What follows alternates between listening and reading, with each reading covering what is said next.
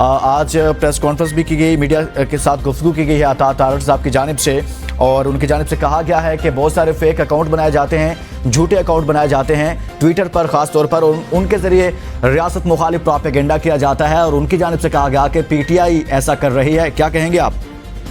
جی بہت شکریہ. دیکھیے پہلی بات تو یہ ہے کہ پاکستان کے اندر ہمیں اس بات کا فیصلہ کرنا ہے کہ کیا ہم نے آپس میں ایک دوسرے سے لڑتے رہنا ہے. اگر ایک سیاسی جماعت جاتی ہے اور کہتی ہے کہ میں امریکی کسی شہری کی تصویر پکڑ لوں اور اس کو یہ کہہ لوں کہ امریکہ کے اندر ہماری جماعت بڑی پاپولر ہے, امریکہ سے ہم جو ہے وہ پروپیگنڈا کریں اور عوام کے اندر افراتفری ڈالیں اور کہیں کہ انٹرنیشنل کمیونٹی اور دیکھیں پاکستان جو ہے وہ سارا ایک ہی لیڈر کو چاہتا ہے. یہ فیک پروپیگنڈا کا ہم ایسا شکار ہوئے ہیں کہ ہمارے ساری کی ساری جو یوتھ ہے وہ یہ سمجھ بیٹھی کہ شاید اس ملک کی